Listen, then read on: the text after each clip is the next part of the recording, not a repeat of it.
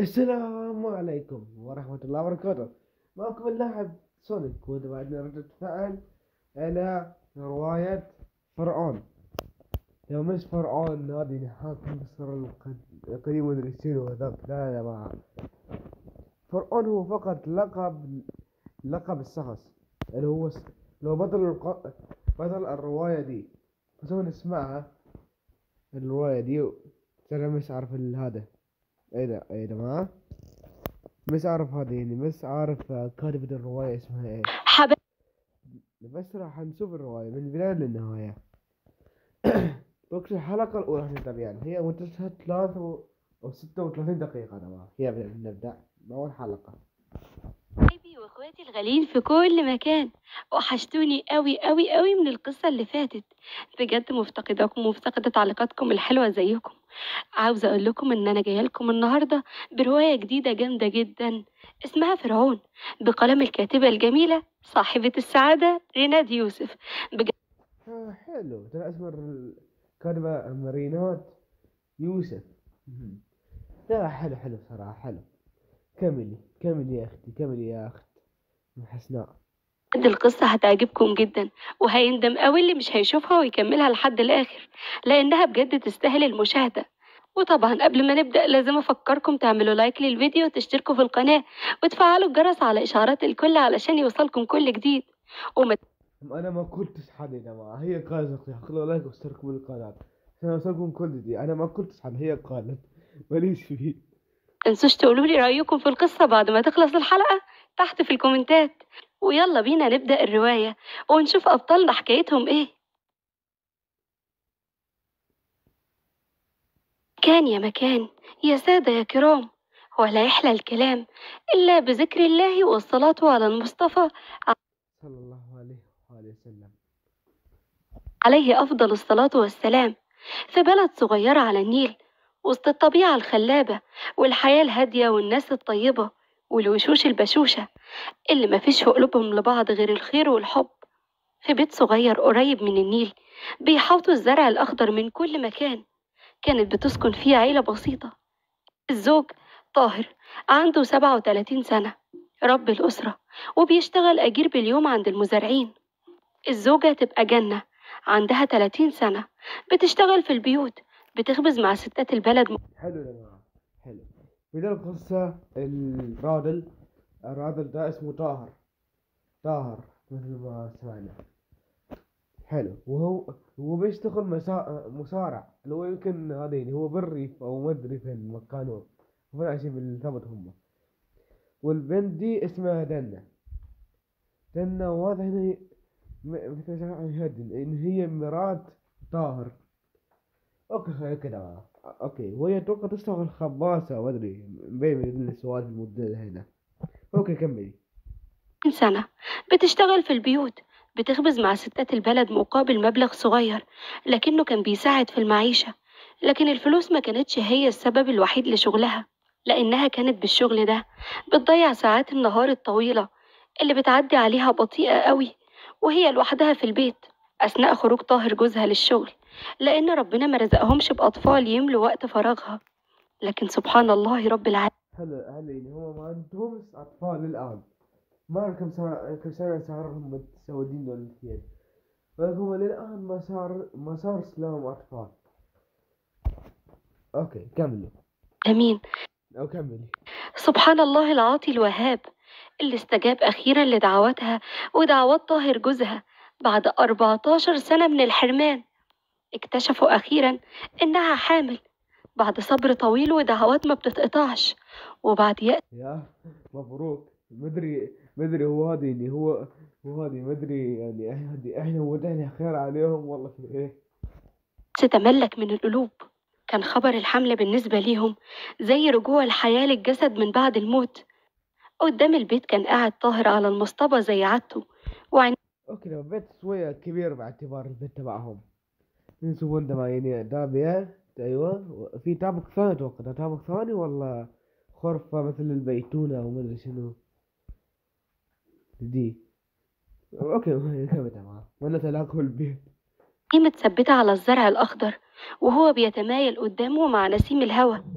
كأنه بيرقص مع دقات قلب طاهر اللي بتنبض بفرحة، وهو بيتخيل ابنه وهو بيلعب قدام عينيه، وضحكته بتملى الدنيا سعادة، وبيناديه أخيرا بكلمة أبويا. ابتسم طاهر وهو بيمني نفسه بالراحة. والله يا راجل، ده راجل طيب والله يا جماعة. أنا أعرف الشخص من أسلوبه ومن شكله، وهذا ده رجال طيب بصراحة. بعد التعب وكالعادة بص للسما وهو بيدعي ربه. مرت الأيام وعدت الشهور، وجنة وصلت لشهرها التاسع. كانت قاعدة وكالعادة بتملس بإيديها على بطنها. مر 9 أشهر من آخر كلام. واحنا صار لنا 6 دقائق. رحمة والديكم. كملوا شوفوا آخرها. اللي كانت عالية قدامها كانت بتملس عليها بحنان، وهي بتتكلم مع طفلها وتقوله قد إيه هي مستنياه بلهفة وشوق علشان تشوفه وتملي عينيها منه. ابتسم طاهر على منظرها لما شافها أول ما دخل من الباب، وراح لها وقعد جنبها وأخدها في حضنه. مد إيده على بطنها يلمس ابنه، ميل على بطنها وكلم ابنه وقال له قد إيه هو مستنيه بلهفة علشان يشوفه. وجات الليلة اللي حست فيها جنة بآلام الولادة وبالوجع بيقطع في بطنها. صرخت بعلو صوتها من الألم. اتلمت عليها الجيران على إثر صوتها، اللي فهموا على طول إن جنة بتولد، لأن الكل عارف إنها في شهرها التاسع، والكل مستني يوم ولادتها علشان يساعدوها ويردوا جزء بسيط من جمايلها معاهم. فهي ليها جميل في كل بيت من بيوت البلد، وليها رصيد من الحب في كل قلب، إن كان هي ولا جوزها طاهر. يعني هي وبنت محبوبة باختصار يعني. الراجل الطيب. عدت ساعات وجنة بتصارع الألم والوجع، وطاهر بره هيتجنن وعقله بيطير مع كل صرخة من صرخات جنة. اه، مش قادرة هموت يا خلق، حاسة ان روحي بتطلع الحجوني. اتضايق قالت لها معلش يا جنة يا بنتي تحملي، البكرية هتتعب، وكمان انت بيت الولد حداكي مش فاتح غير جراطين. ساعدي نفسك يا بنتي وساعدي العيل، اخدي الحزقة دي اللي تحت يا بنتي، يلا قولي يا رب. يا رب، يا رب خلصني والنبي يا رب، مش قادرة. صرخت جنة صرخت يا بنتي هتموتي، تعال واحد يلحقها، واحد يكرم المتابعين ده، ما واحد يلحقها بسرعة. متتالية خلت طاهر هيموت من الخوف على جنته. فجأة الصرخات دي سكتت علشان تحل محلها صرخة بصوت صغنن ناعم بياخد أولى أنفاسه للدنيا. ابتسمت جنة بتعب، ونزل طاهر على الأرض سجد لربه شكر بعد ما كبر بصوت عالي، ودموعه بقت تنزل من الفرحة وهو بيحمد ربنا. اتلقت الداية المولود وقطعت الحبل السري ونضفت البيبي، والستات بقوا بيتسابقوا على الداية علشان يشوفوا جنة ربنا رزقها بإيه. لكن الكل بعدوا بسرعة بعد ما بصوا للعيل، وكل واحدة كانت بتبص شوف ايه ماله مال العيل، معلش يعني. للتانية قدام نظرات جنة المستغربة من ردة فعلهم. ايه يا خالة، هو العيل معيوب ولا ايه؟ لا يا بنتي، الخلقة تامة والحمد لله. ربنا عطاكي بنت، هلفها لك واديها لك تاخديها في حضنك. يلا يا مرة منك ليها نظفوا جنة، يلا جهزوها عشان تاخد بنتها وترضعها. وبعد ما قاموا الستات باللازم قامت الداية وادت البنت الجنة. اها، لسانها، بس معلش، لسانها دي لسانها بنت ولا لسانها سودا؟ ما لسان هذه لسان. انا هذه انا عارف ان دول الناس هذه مش بيحبون خلفة البنات. مش عارف ليه ده معين خلفة البنات صراحة حلوة، يعني ليه؟ يعني البنات عندهم حنية أكثر من الشباب. يا والله يا جماعة، خلينا نكمل ونشوف. اللي أول ما بصت للبنت فتحت عينيها بصدمة، وبصت للداية وللستات وبلعت ريقها. طبطبت الداية على كتف جنة كأنها بتواسيها. مالك يا جنة، فيكي ايه؟ اوعي تكوني غضبانة عشان ربنا عطاكي بيت. أهم حاجة يا بنت الخلقة التامة، والبنات ب7 وشوش، واللي اداكي بنت دلوقتي يديكي الواد، بس كله بأوانة يا بنيتي. هقوم أنا والنسوان بقى نسيبوكي ترتاحي، والصبح هاجي أطمن عليكي وعلى البيت، وكمان عشان طاهر يشوف بنته ويفرح بيها. جنة قالت في نفسها يفرحي بس يا خالة، ده مش بعيد يرمينا لو هي في النيل لما يشوف شكلها ده. وبصت للطفلة مرة تانية. يا ما اتوقع الصراحة يا ست جنة بصراحة ما اتوقعش. مري، طالعة صوتك ده لمين؟ ده أنا وأبوكي بيضة وحلوين يا بت. جري طاهر على الداية وهو شايفها خارجة من الأوضة، وقف قدامها بلهفة. ها يا خالة بشري. الحمد لله يا طاهر يا ولدي، مرتك بخير وجابت بنت زي زينة. جاتك بنت زينة يا هذا في الجملة هنا بتقول بنت زي القمر. هذه أنا أعرف هذه الجملة من خبرتي في الروايات، ولكن تقاسل لأن هي البنت سمرة. ولدي، تتربى في عزك يا رب. مد طاهر ايده في جيبه وطلع لها المقسوم واداهولها. ابتسمت الداية وخرجت وهي بتدعيله بدوام العز، وإن ربنا يرزقه بالولد عاجلا وليس آجلا. خرجت الداية هي والستات من بيت طاهر، وكل واحدة بتهمس في ودن التانية عن شكل الطفلة وهم. سوالف البنات اللي ما يبطلوها اللي ما أدري شو يصير معها، إنما ليه ده ما ملتزمين هذا مستحمل. مستغربين ومتعجبين ازاي واحدة بجمال جنة تخلف بنت بالسواد ده، وخصوصا ان طاهر وجنة الاتنين بشرتهم بيضة. دخل طاهر لجنة وسعادة الدنيا كلها على ملامحه. اتفاجئ بجنة بتبصله بعيون مليانة دموع. قعد جنبها على السرير واتكلمت بصوت واطي أشبه للهمس. كان نفسي أجيب لك واد يا طاهر يكون سندك وعزوتك بعد طول الانتظار، وخصوصا إنك وحيد، لا أب ولا أم ولا أخ ولا عم ولا خال. ضم طاهر حواجبه باستغراب ورد عليها بنبرة عتاب. طب وما جبتليش واد ليه؟ نزلت جنة عيونها بانكسار. ربنا إيه ده؟ هو اتعصب إيه جدعان؟ ما أرادش يا طاهر، مش بيدي. كمل طاهر كلامه بعد ما اتغيرت ملامحه للابتسامة مرة تانية. طب وما دام ربنا ما أرادش وهو اللي بيقسم الأرزاق وما رزقناش بواد، هنعترض احنا على إرادته كيف يا جنة؟ وكمان انت بيدك تجيبي واد ولا بنت ولا ايه؟ ثم انت زعلانة كده ليه؟ وهي البت عفشة؟ طب ده حتى انا بحب البنات قوي، دول كفاية حنيتهم وطيباتهم. وكمان يا ستي جبنا المرة دي بنت. المرة الراجل ده بيقول كلام زي الفل. الجاية ربنا قادر يدينا الواد. هو احنا كنا طايلين يا جنة بنت ولا واد؟ ها، مش هتوريني القمر اللي ربنا رزقني بيها بعد السنين دي كلها؟ ما أنت متأكد يا طاهر؟ بكت جنة بصوت عالي وهي بتبص للطفلة، وبعدها بصت لطاهر اللي اتعجب من ردة فعلتها وبصلها باستغراب. ما قلنا خلاص يا جنة هتتخبلي ولا ايه؟ ما قلنا ده رزق من ربنا وما فيش اعتراض على حكمه. ناولين البت خلينا اكبر في ودنها واسميها. مد ايديه واخد الطفلة منها وكشف الغطا عن وشها وبصلها وهنا كان لازم تتدخل. بتفاجؤ، وبص لجنة والصدمة باينة على ملامحه، وسكت شوية وبعدين اتكلم. يعني أنا مش كل يوم يا بنت الناس أقول لك إنك طولتي في الحبلان ده وحاسس إنك حبلة من زمان قوي ما صدقتنيش؟ شفتي؟ أهو كلام. الواد طاهر ده كوميدي الحمد لله معاه. أتمنى للمستقبل. عمي طلع صح أهو، والبت قاعدة تجاوب زيادة عن اللزوم لحد ما اتحرقت يا بنت المحروق انتي.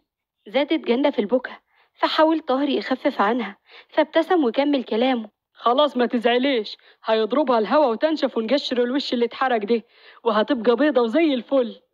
بالله عليك الحكاية ما ناقصة مجلة يا طاهر. وكملت من وسط دموعها. أنا مش عارفة البت دي طالعة لمين. بص طاهر لبنته وابتسم وهو بيتأمل شعرها الأسود بسواد الليل، ورفعها بإيديه وقرب من ودنها وكبر، وبعدين همس في ودنها وقال. ليل، اسمك ليل.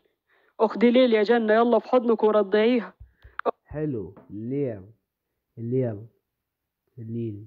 أوكي ده معاه ليل. المهم ده أيوه الليل. أوكي. ولا حاسس الشخص ده متنمر؟ إيه يا عم طاهر؟ خدي هدية ربنا لينا واحمدي ربنا عليها. أخدتها جنة منه بحنان وهمست لها بعد ما شافت إن شكلها مش فارق مع طاهر خالص. تعالى يا حتة من قلبي، لكن فجأة رجعت للبكا مرة تانية وهي بتتكلم من وسط دموعها. ما خلاص يا بت.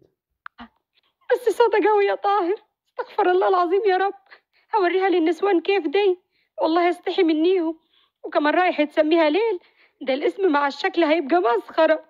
يا جنة استغفري ربنا، تستحي من خلقة ربنا كيف؟ ده ضناكي، يعني انت المفروض اللي تبص لبنتك بصة عفشة تكليها وترديها وتقولي لها ده عطية ربنا ليا بعد صبر السنين، وراضية بيها كيف ما تكون، مش تقول استحي منها. عاملي بنتك زين عشان الناس كيف ما هيشوفوك بتعامليها هيعاملوها، هتخليها ملكة الناس هتشوفها ملكة، هتخليها ملطشة الناس والدنيا هتلطش فيها يا جنة، فاهمة حديتي؟ وبعدين أنا سميتها ليل عشان جمال شعرها الأسود كيف الليل ده، أنا أول مرة أشوف عيل ينولد بشعر طويل كده. اها، دي دلوقتي عرفت ليه سماها ليل. نزل على عيونك ده. خلاص يا أبو ليل فهمت، وبإذن الله ليل هتكون تاج فوق راس الكل وأولهم أني. وبعدين أهو الحمد لله طلع فيها حاجة زينة حتى لو كان شعرها بس. قرب منها طاهر وبس راسها وقال لها بحب: شوفيها كلها حلوة عشان الناس هتشوفها في عينيكي الأول يا جنة. هزت جنة دماغها بالموافقة على كلامه، خدها في حضنه وهو بيدعي ربنا إنه يخلي له جنته ويحفظها له هي وبنته. مرت الأيام وليل كانت بتكبر وسط أبوها وأمها، وأثرت قلوبهم بدلعها وبوساتها وأحضانها اللي بتوزعها عليهم من غير حساب. وبسرعة اتعرفت ليل في أغلب بيوت القرية نظرا لشغل أمها جنة اللي رجعت له أول ما ليل ابتدت بالمشي. رجعت أمها جنة للشغل من تاني وبقت تاخد ليل معاها في كل بيت تروحه، ومن هنا ابتدت معاناة ليل مع الأطفال الأكبر منها التنمر باختصار. أو الأطفال اللي في سنها، وهي بتشوفهم بينفروا منها وبيحسسوها إنها شخص منبوذ مش مرحب بيه بينهم، وإنها إنسانة ناقصة ومش كاملة. وهنا انفرض على ليل الوحدة والعزلة من وهي صغيرة. مش العيب فيها، لكن العيب كان في عيون البشر والقبح في نفوسهم. وفي مكان تاني في فيلا كبيرة في القاهرة، في الجنينة بتاعة الفيلا كانت قاعدة ست وماسكة في ايديها فنجان قهوة وبتشرب منه، وعينيها على أطفالها الأربعة. ولدين منهم بيهزروا مع بعض، والتالت بيلعب مع أخته الصغيرة شايلها بالمقلوب وبيجري بيها، والبنت بتضحك بصوت عالي، وأنظارها من بين الأربعة كانت متسلطة على الولد اللي بيلعب مع أخته. كانت بتراقب كل تحركاته بملامح قاتمة زي العادة. قرب منها الولد بعد ما لاحظ نظراتها اللي بتخترقه هو بالذات دونا عن اخواته زي كل مرة. قعد قصادها على بس ايه، مفيش تعريف للباقيين دول ولا ايه؟ الكرسي المقابل وهو مبتسم وسألها نفس السؤال للمرة المليون: ماما، هو انت على طول بتبصيلي كده ليه؟ ودايما بحس بعينيكي انك محوطاني انا بس، وبحس دايما انك زعلانة مني ومش عارف ليه، هو انا زعلتك في حاجة يا ماما؟ ثبتت سمية ايديها بفنجان القهوة قدام وشها. سمية سمية سمية سمية. ايوه يا جماعة، عرفنا اسمها سمية. واترسمت على وشها نفس الابتسامة اللي بيحتار الولد في تفسير معناها، هل ابتسامة رضا ولا حب ولا ابتسامة غضب وشر؟ نطقت سمية أخيرا بعد لحظات من السكوت بنفس الإجابة على نفس السؤال للمرة المليون: أنا عيوني مش بتقدر تفرقك، مش بتشبع منك، وهتفضل طول العمر محوطاك. عمري ما هخليك تغيب عن عيوني أبدا، لأني كل ما أبصلك كأني بشوف ماهر أبوك قدامي، علشان انت حلو، يعني دوسها اسمه ماهر. حلو، اللي هو ابو الواد ده. حلو، ماهر. أكتر واحد في ولاده واخد ملامحه، وعلشان كده انت أقرب حد في الولاد لأبوك وليا أنا كمان. ركزت الأم عيونها عليه وهي مستمرة في شرب قهوتها، وفاجئها الابن بمسكة إيديها التانية اللي قربها من بقه وبسها بحب، وهي سحبت إيديها وطبطبت على خده.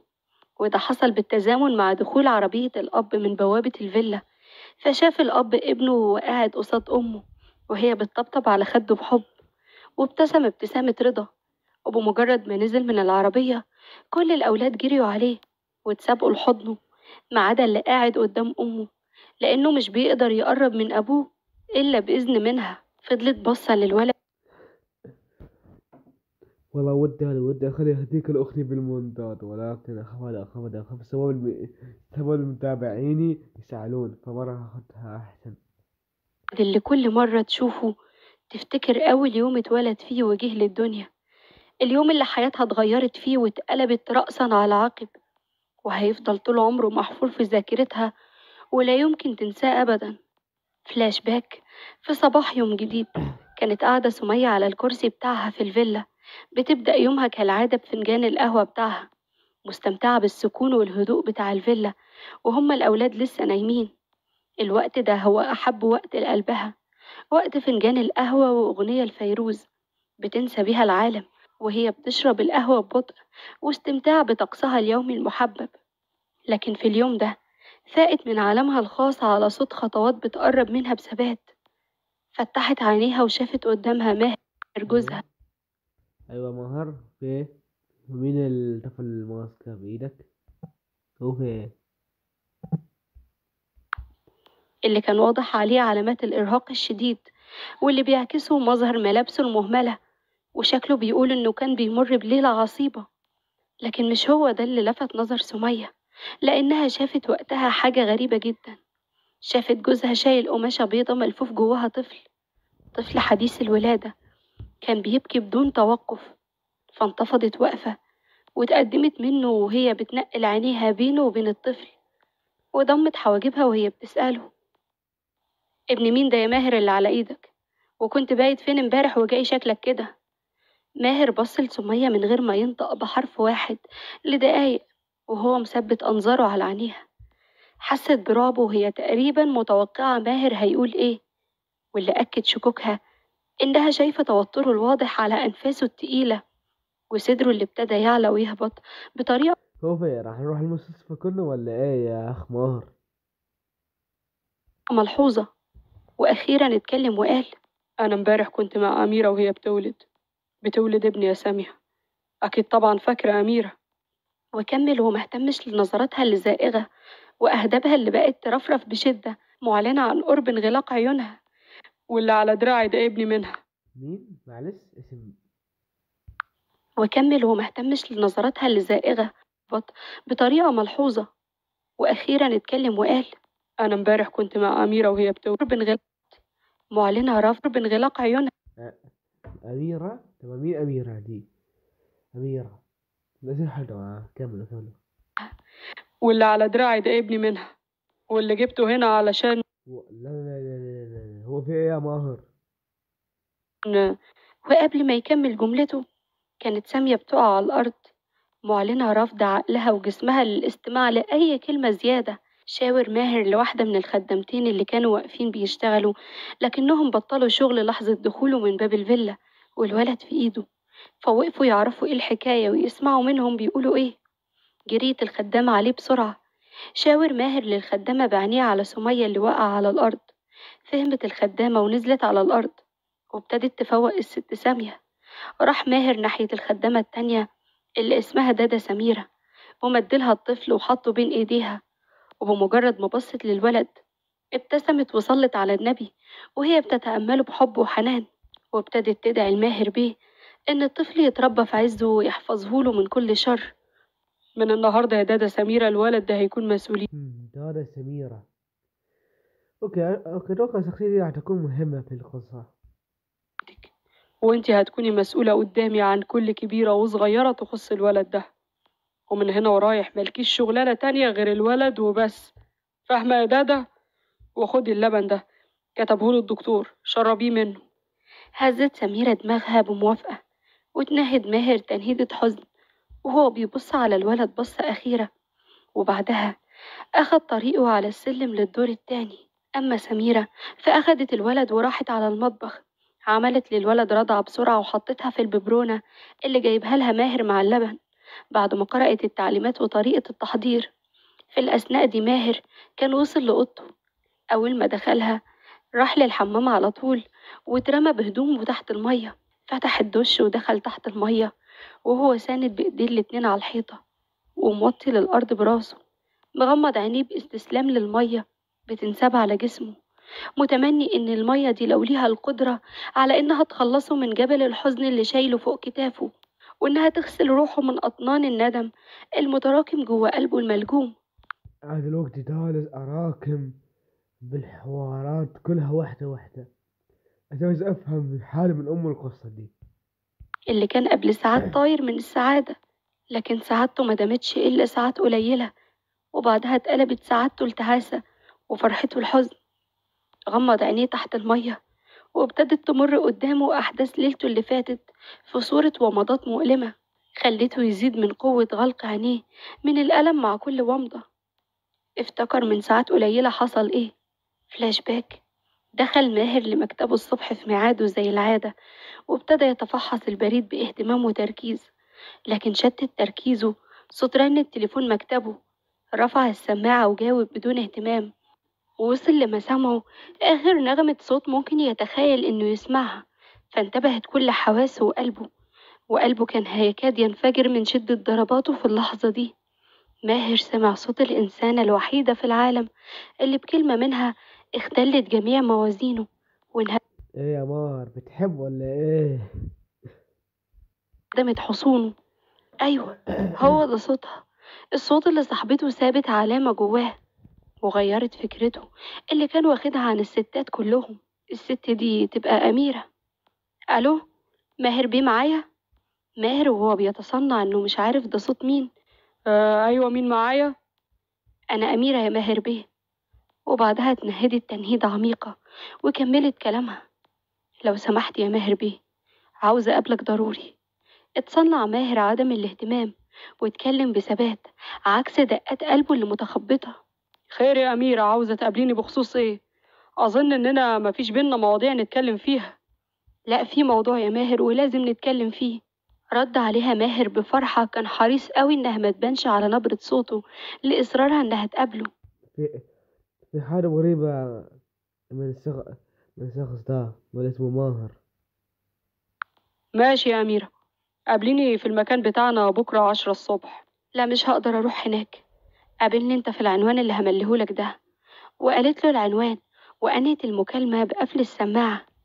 قفل ماهر السماعة هو كمان، وهو مبتسم للذكريات اللي ابتدت تتوالى قدام عينيه، وكأن أحداثها كانت امبارح وما عداش عليها شهور.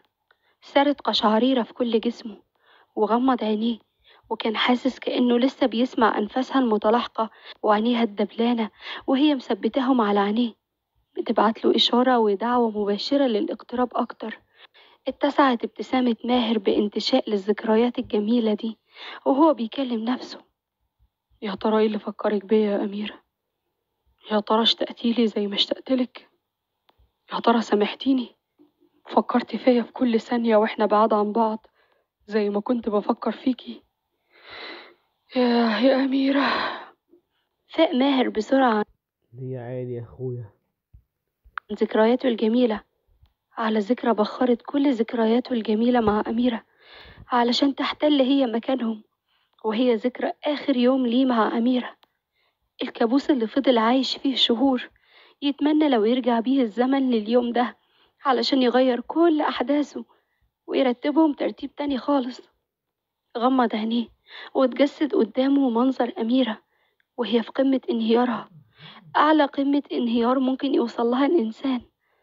كانت قاعدة على الأرض والإزاز متكسر ومالي كل أركان الأوضة، وكانت بتهز دماغها برفض، بتحاول تكدب اللي سمعته من لحظات على لسان آخر واحد في العالم كانت تتوقع إن يقول لها الكلام ده، الإنسان الوحيد اللي وثقت فيه وسلمته قلبها من غير مقابل.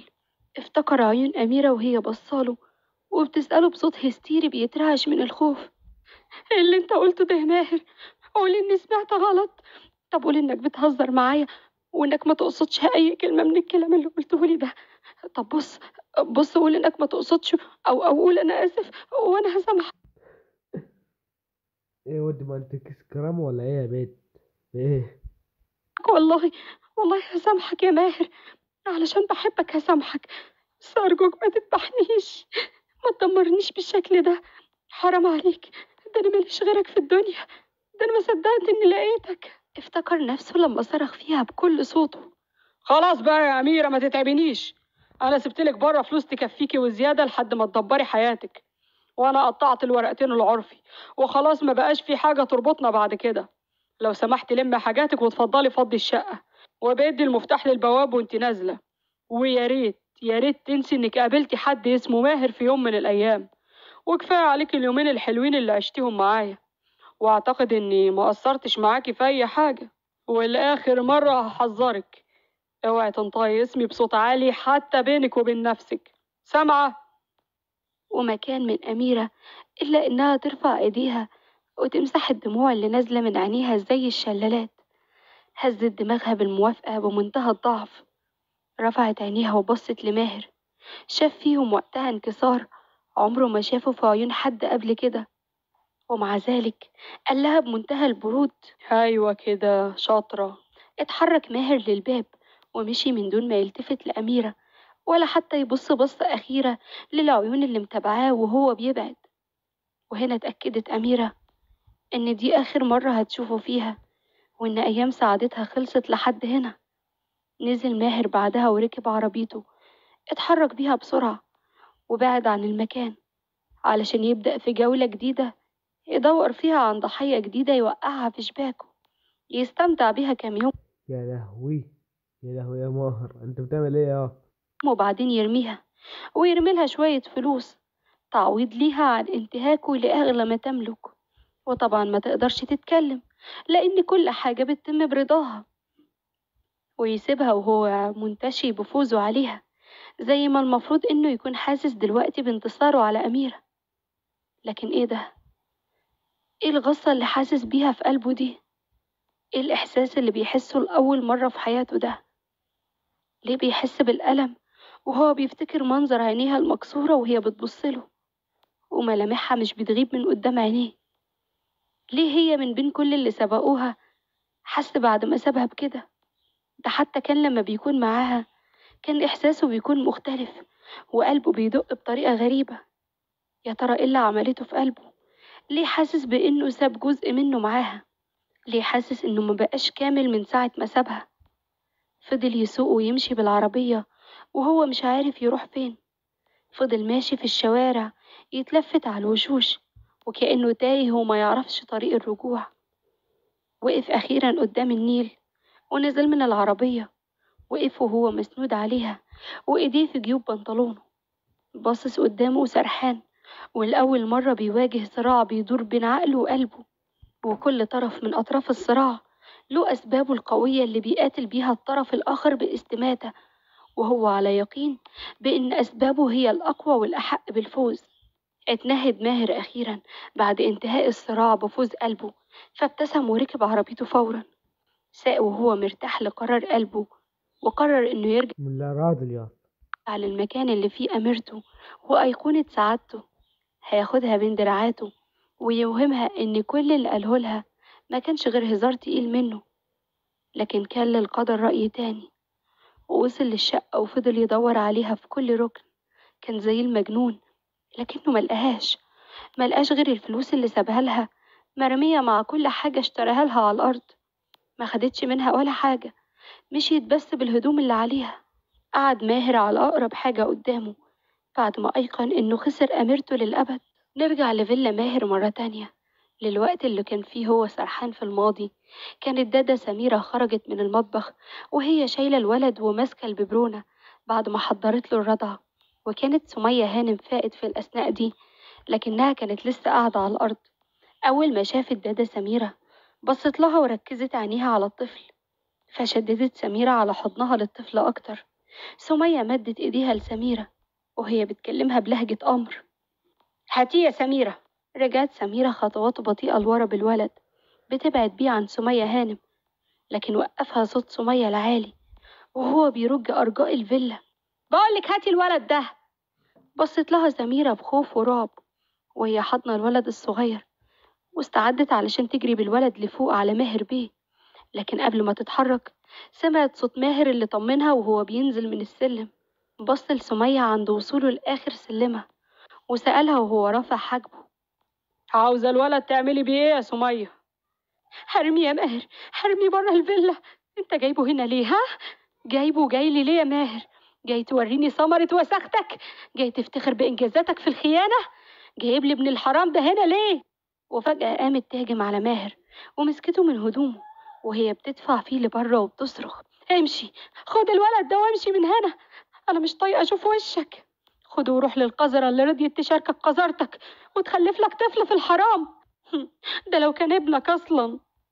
فجأة حست بحرارة على خدها نتيجة ضربة قوية من إيد ماهر. يا لهوي، لا لا لا يا عم، انت اتحمست قوي بصراحة. خلتها ترجع لورا من شدتها. بصت له بصدمة وهي بتقول له: انت بتضربني يا ماهر؟ انت أول مرة تمد ايدك عليا. وأوعدك مش هتكون آخر مرة لو كررتيها تاني يا سمية. اوعى اسمعك تتكلمي عن أميرة بالشكل ده مرة تانية. أميرة دي أنظف حاجة قابلتها في حياتي. أنا ما ندمتش على حاجة في عمري زي ما ندمت علشان بعدت عن أميرة. إياك يا سمية اسمعك تجيبي سيرة أم ابني بحاجة وحشة، سامعة؟ لا مش سامعة ومش هسمع. وبعدين انت جايبهولي هنا ليه؟ ها؟ ما تخليه عند امه يا اخي، هو انا ناقصة اعرفك؟ ولا هي رمتهولك وراحت لراجل تاني تضحك عليه بعد ما خدت منك هبرة كويسة؟ ولا تلاقيك جاي وسبتها تلم زبالتها وهتيجي وراك عشان تقعد هنا في الفيلا معايا؟ هي كلمة واحدة يا ماهر، الولد ده يختفي من حياتي هو واللي خلفته. مش هسمح انه يفضل قدام عينيا ويفكرني بوساختك يا ماهر، فاهم؟ وبعدين تعالى هنا يا بيه، ايش عرفك ان الولد ده يبقى ابنك؟ ها؟ هي اي واحدة تجيب ولد من الشارع وتقولك تعالى يا ماهر الولد ده ابنك هتجيبهولي وتيجي جري بيها على هنا؟ اصحى، اصحى يا ماهر وفتح عينيك. اذا كنت انت غبي وواحدة زي دي قدرت تستغفلك، فانا لا يمكن تخيل علي حركات بنات الشوارع دي، ولا يمكن هسمح بلعب العيال ده. بصلها ماهر والشر بيتطاير من عينيه وقال بصوت عالي: لا هتسمحي يا سمية وهتقبلي. وبالنسبة لأمه وليه ما خلتهوش معاها؟ لأن أمه ماتت يا سمية، ماتت وهي بتولده. سابت لك فيلتك اللي خايفة عليها وسابت الدنيا كلها. وسبق وحذرتك وهحذرك لآخر مرة، لو جبت سيرتها بكلمة وحشة هندمك ومش هعمل حساب لأي حاجة، فاهمة؟ ياه، للدرجة دي؟ أول مرة أشوفك بتدافع عن واحدة بالطريقة دي، أول مرة تقف في وشي. لا، ده أنت كمان ضربتني علشانها. عارفة ليه؟ علشان أنا بعدت عن أميرة بسببك، عشان خفت تسيبي البيت ويتخرب، خفت على أولادي يتربوا بعيد عن حضني.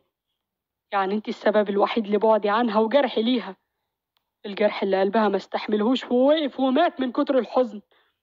أنت السبب إن ابني يتحرم من أمه، وعلشان كده أنت اللي هتربي ابنها وهتكوني له أم. وعارفة ليه كمان؟ علشان لو ما عملتيش كده هرميكي في الشارع وهحرمك من ولادك، هاخد ولادي لا لا لا لا لا لا لا، في ايه يا ماهر؟ اهدى اهدى كده يا عم، روق، اهدى، في ايه؟ كلهم وسافر وما تحلميش تشوفي عيل منهم. واما بقى حتة انها استغفلتني او استغلتني فدي بقى حاجة تخصني انا، وما تاخديهاش نقطة تتسندي عليها. وخدي بالك وانتي بتتكلمي عليها، لانها في رحمة ربنا، وكل اللي باقيلي منها ابني اللي غصب عنك هتكوني له ام، يا اما مش هتكوني ام لاي حد خالص. أنت ظالم يا ماهر، ظالم، ربنا ينتقم منك يا ماهر. مسحت دموعها وكملت كلامها: جايز هتخليه يعيش معايا غصب عني، جايز هتفرض عليا وجوده، لكن لا يمكن هتقدر تفرض عليا اني احبه او اتقبله. هيفضل طول عمره دخيل عليا وعلى عيلتي، هيفضل طول عمره غريب، فاهم؟ غريب. وهعذبه يا ماهر زي ما انت ما عذبتني، هعذبه وهعذبك بيه. ماهر جز على اسنانه. بيعملي كده يا سمية، خليني احس مجرد احساس انك بتفرقي في المعاملة بينه وبين اخواته، وانا في لحظة واحدة هكتب له كل املاكي بيع وشراء، واجردك انتي واولادك من كل حاجة، واخليكم كلكم عايشين تحت رحمته. بصت له سمية بعيون مليانة دموع. حسبي الله ونعم الوكيل فيك يا ماهر، ربنا ينتقم منك، ده انت حتى ولادك مش فارقين معاك. قرب منها ماهر. مين اللي قال انهم مش فارقين معايا؟ اولادي اغلى حاجة عندي، وانتي كمان يا سمية غالية عندي. يلا يا حبيبتي شيلي ابنك الصغير وعرفي اخواته عليه، وعلشان تعرفي انك غالية عندي هسيبك انتي تختاري اسمه علشان تسميه الاسم اللي تحبيه، وصدقيني اول ما هتاخديه في حضنك هتحبيه. أنا متأكد من ده، ومش محتاجة أنبهك طبعا. أي حاجة وحشة هتحصل للولد هتبقي انتي المسؤولة قدامي، وهنفذ كل اللي قلتهولك. وده مش مجرد تهديد، لأن أنا ما بهددش وانتي عارفة. حط الطفل في حضن سامية غصب عنها، وهي بتهرب بعينيها في كل اتجاه متحاشية النظر لوش الولد، لكنها اتفاجئت بإيد ماهر وهي بتضغط على فكها وبيرغمها إنها أمو ثقب الخصم يعني يا ماهر. ايه يا عم، اهدى كده. تبص للولد. بصت له بغل، وبعد ما رخى ماهر إيده من فكها قالت وهي باصة للولد: هسميه غريب، هيكون غريب وهيفضل طول عمره غريب في وسطينا. غلطانة يا سمية، ومش هزعلك، هسميه غريب، لكن تأكدي إنه عمره ما هيكون غريب، وعمرك ما هتقدري تأذيه حتى بكلمة. ولو ده حصل في يوم، تأكدي ساعتها إن الكلمة دي هتكون آخر كلمة ينطقها لسانك قبل ما أقطعهولك وأعلقه في رقبتك. نقلت سمية عيونها بين ماهر وغريب، وشهقت ودخلت في نوبة بكا هستيرية، وبصت لهم كأنها بتتمنى إنها تكون في كابوس وتفوق منه، تلاقي نفسها لسه بتشرب فنجان قهوتها في راحة وسكون زي ما هي. باك للوقت الحالي بعد ما رجع من بره ماهر، قرب من سمية وغريب اللي كانوا جنب بعض. يا سيدي على الدلع والهمسات واللمسات بين الأم وابنها. إيه يا غريب، مفيش بوسة ولا حضن البابا ولا إيه؟ ما وحشتكش زي ما وحشتني؟ بص غريب لسمية مستني منها إشارة بالموافقة، وجري على باباه واترمى في حضنه. أول ما شاف الإشارة من سمية بتسبيل يا عيني. جفونها، اتنهد وهو في حضن باباه ومبتسم، لأن الحضن ده هو أكتر مكان بيحس فيه بالأمان. زادت ابتسامة الأب وهو بيطبطب على ظهر غريب وقربه منه ودفن وشه في رقبة الولد. أخد شهيقه وهو مغمض عينيه بانتشاء، بيشم ريحة ابنه اللي بتفكره بريحة أميرة قلبه، فترجع له ذكرياته ويفتكر أجمل أيام عمره اللي قضاها مع أميرته، واللي بعدها فقد رغبته الأولى في الستات وما بقاش في حياته غير سمية. ولولا يا دامد صراحة، دامد الرواية دي. أزيدك يا عم ماهر. الأولاد كان استغنى عنها هي كمان. فاق ماهر وهو في حضن ابنه من شروده على صوت سمية وهي بتتكلم بأمر: كفاية بقى يا غريب، يلا على أوضتك علشان تذاكر، كفاية لعب ودلع النهاردة. قام غريب من حضن باباه بدون نقاش وتوجه لأوضته زي ما أمرت، علشان يتلاشى نظرات السخط من أمه لو خالف لها أمر. وكان بيسأل نفسه كالعادة: ليه هو دونا عن إخواته اللي أمه بتعامله بالشكل ده؟ إشمعنى بس هو مش مسموح له يلعب براحته زيهم، أو يحضن باباه في أي وقت وبدون إذن زي ما بيعملوا هما؟ وكالعادة عقله الصغير بيحتار ويدفن تساؤلاته جواه لأنه مش لاقيلها إجابة. اتأفف ماهر بنفس صبره وهو بيبص لسمية بغيظ لتحكمها الزايد في غريب وسيطرتها الكاملة عليه وحرمانه حتى من حضن أبوه، بحجة إن الدلال الزايد بيفسده. لكنها مش بتمانع أبدا إنه يحضن أولادها، بالعكس بتكون في منتهى السعادة.